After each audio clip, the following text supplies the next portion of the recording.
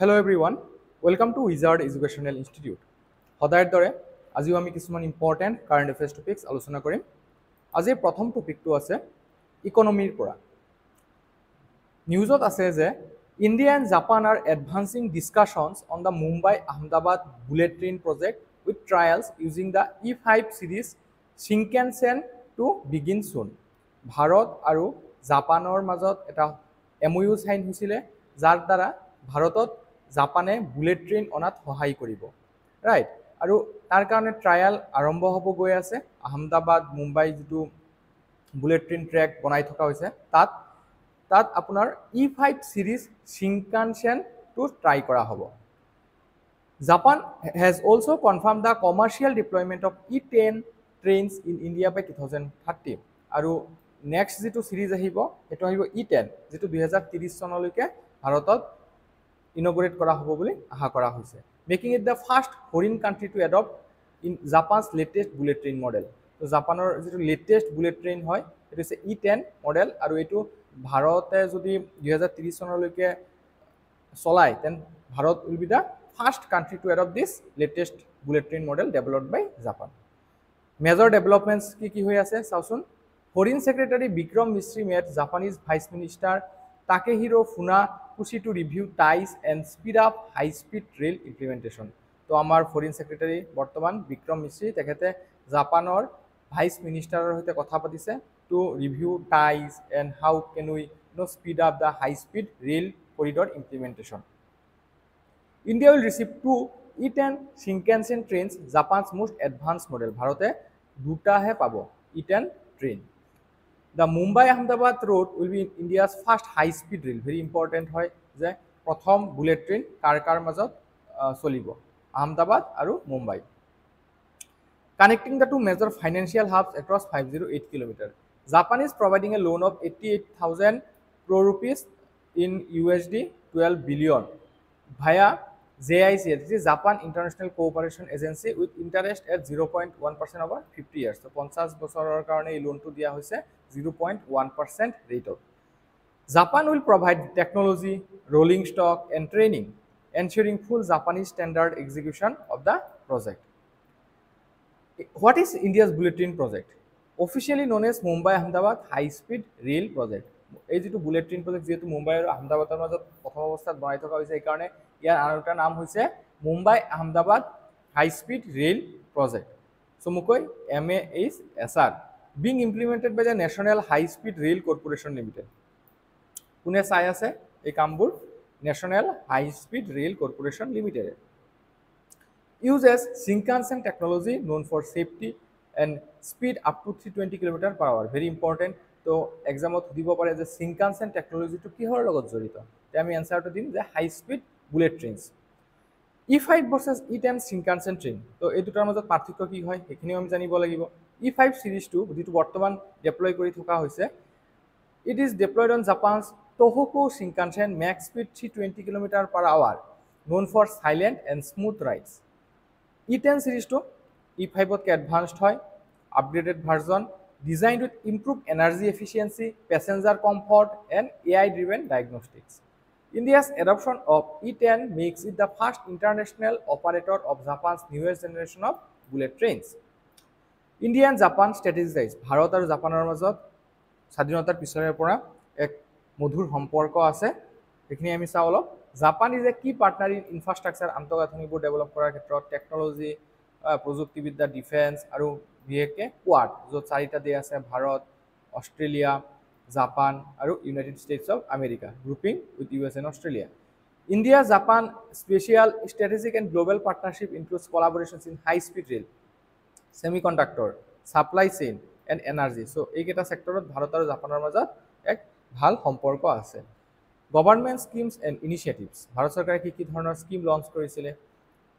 যে PM গতি শক্তিৰ কথা আমি ক'ব পাৰোঁ, যিটো 2021 চনত লঞ্চ কৰা হৈছিলে। This is central sector scheme, that is 100% funding comes from central government. National master plan for multi modal connectivity including HSR corridor, high speed railway corridors. Make in India, যিটো 2014 চনত লঞ্চ কৰা হৈছিলে, ইয়াৰ দ্বাৰা indigenous manufacturing of HSR কম্পনেণ্টৰ ওপৰত জোৰ দিয়া হৈছে, যে থলুৱাভাৱে আমি কেনেকৈ হাই স্পীড ৰেলৱে কৰিডৰৰ কাৰণে যিবিলাক কম্পনেণ্ট আছে সেইবিলাক বনাব পাৰি। Then national rail plan NRP vision document by national Indian Railways for 2030 2030 চনলৈকে Indian Railways এটা national railway plan বনাইছে includes bullet train corridors and modernization. So প্লিমছৰ কাৰণে এটা কুৱেশ্যন আপোনালোকে এনসাৰটো কমেন্ট সেকশনত জনাব চাৰিটা স্টেটমেন্ট আছে কোনকেইটা শুদ্ধ আপোনালোকে বিচাৰি উলিয়াব ওকে সো নেক্সট টপিকটো লৈ যাও আমি এটো হৈছে গভৰ্নেন্সৰ ওপৰত July 2025 marks the 5th anniversary of the National Education Policy 2020 launched on July 29, 2020. So, আজিৰ দিনটোতে 5 বছৰ আগতে national education policy 2020 roll out করা হয়েছিল বা ইমপ্লিমেন্ট করা হয়েছিল 1986 जो नेशनल पॉलिसी ऑन एजुकेशन आছিলে তাক রিপ্লেস কৰি পেলাই সো মেজৰ ডেভেলপমেন্টস কি আছিলে the old 10+2 system was replaced by 5+3+3+4 curricular structure বহুতবাৰ এই কোৱেশ্চনটো সোধা হৈছে যে বৰ্তমান যেটো আমাৰ স্ট্ৰাকচাৰ হয় এডুকেশন স্ট্ৰাকচাৰ লোয়াৰ লেভেলৰ পৰা আপাৰ লেভেললৈকে এটো কি হয় 5+3+3+4 placing ECCA at the core of the foundational stage that is 3 to 8 years of age under Nipun Bharat over 4 crore children in grades 1 to 3 are now targeted for FLN that is foundational learning and numeracy outcomes by 2026-27 launch of NCF FS 2022 and NCF SC 2023 brought in toy based activity led learning models in early years also digital integration scaled up via Diksha platform in 133 languages quick response coded books and digital training for teachers rolled out then inclusive learning supported through Indian Sign Language Prashast app for disability screening gender sensitive what is NEP 2020 NEP 2020 কি হয় India's first education policy of the 21st century হয় to replacing the 1986 policy very important introduced a new 5+3+3+4 structure focusing on foundational learning and ECCE shifts the focus from rote memorization to skill-based, holistic and learner-centric education. Then it introduces multilingual education, vocational training from grade 6 and flexible board assignments. Aligned with SDG 4, SDG 4 to care quality education, inclusive, equitable and quality education for all. The ECCA এর বিষয়ে অলপখিনি আমি জানো ECCA কি হয় ECCA refers to programs for children from birth to 8 years 8 বছৰলৈকে জন্মৰ পৰা 8 বছৰলৈকে শিশুসকলক শিক্ষা এই ECCA ধৰা হয় covering cognitive physical social and emotional development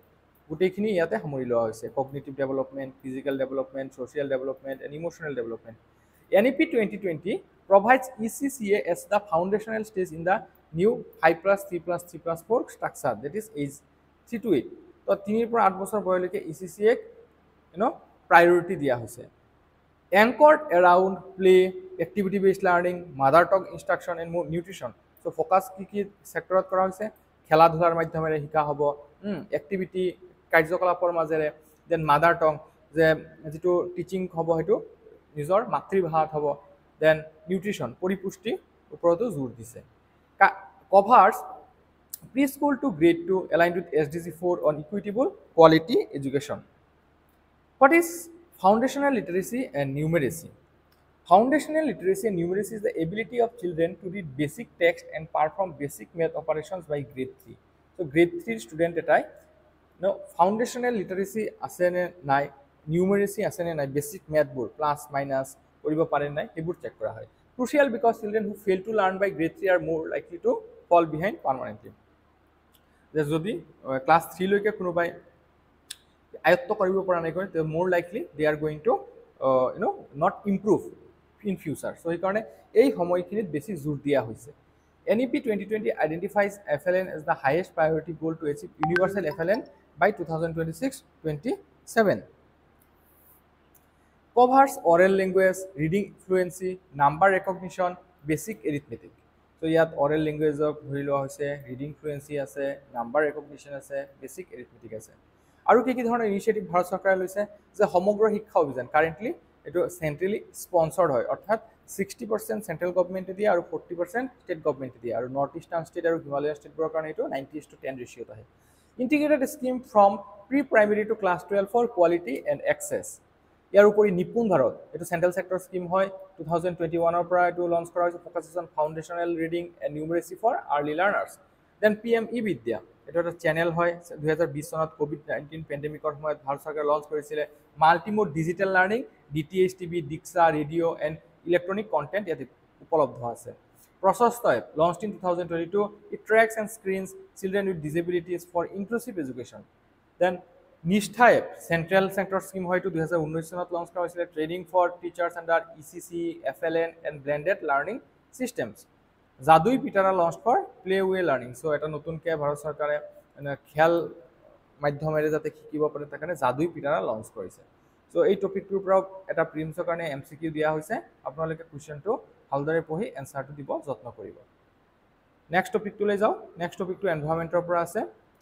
On International Tiger Day, July 29, as International Tiger Day, India showcased its remarkable tiger recovery with numbers rising from 1411 in 2006 to 3682 in 2022 as 161% increase. 2006 চনত ভাৰতত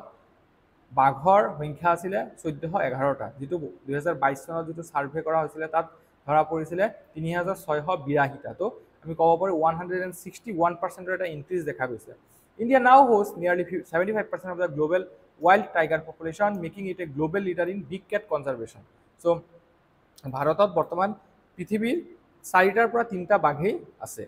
About Project Tiger 1973 Bharat চৰকাৰে launch কৰিছিলে a major wildlife conservation initiative launched by the central government that is government of India to protect the endangered tiger especially the Royal Bengal tiger in its natural habitat it began in response to alarming declines in tiger numbers caused by poaching habitat destruction and human wildlife conflict মুখ্য ডিটেইলছবোৰ চাও the project was first launched in 9 designated tiger reserves প্ৰথমতে 9টা হে designated tiger reserve লোৱা হৈছিল covering 18278 square kilometer the pilot reserve was Jim Corbett National Park এটো আছে উত্তৰাখণ্ডত এটো প্ৰথম এটো টেষ্ট কৰা হৈছিল বা পাইলট প্ৰজেক্ট আছিল এটো Administration is handled by the NTCA. So, এইবিলাক কোনে এডমিনিষ্ট্ৰেশ্যন কৰে এটো জানিব লাগে যোৱাকালি মই কৈছিলো যে APSC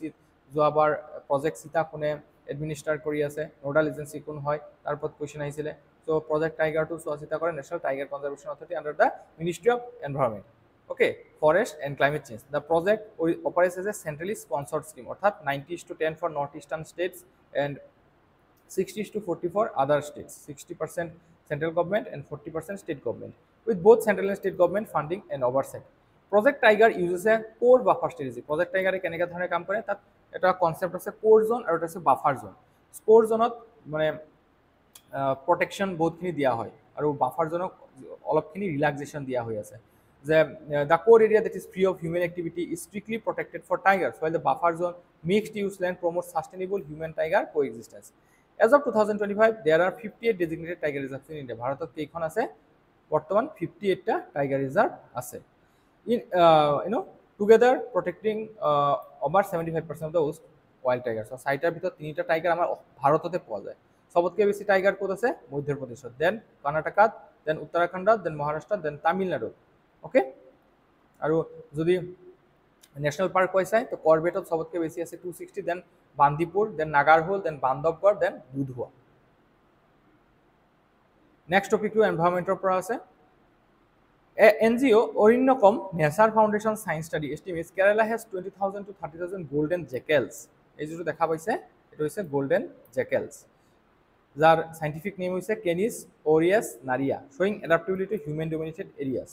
about golden jackal তো golden jackal এর বিষয়ে অলপখিনি আমি জানিম যে এটাৰ IUCN স্ট্যাটাস কি হয় that is international union for conservation of nature মতে এটা একটা লিস্ট কনসার্ন স্পেসিস হয় অর্থাৎ যথেষ্টখিনি প্রজাতি এতিয়াও আছে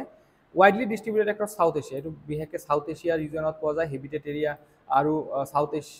ইউৰোপত পোৱা যায় ওয়েস্ট এছিয়াত পোৱা যায় states with notable populations include আমাৰ ভাৰতত যদি চাই state wise then Kerala coastal belt আৰু লেউল্যান্ডত পোৱা যায় তামিলনাডু অন্ধ্ৰ প্ৰদেশ উৰিষ্যা ইষ্টাৰ্ণ ঘাট আৰু কোস্টাল এৰিয়াবোৰত দেখা যায় ৰাজস্থান গুজৰাট যিটো ড্ৰাই স্ক্ৰাবলেণ্ডছ আছে তাত পোৱা যায় Uttar Pradesh Bihar West Bengal Madhya Pradesh Chhattisgarh Assam and parts of north east India so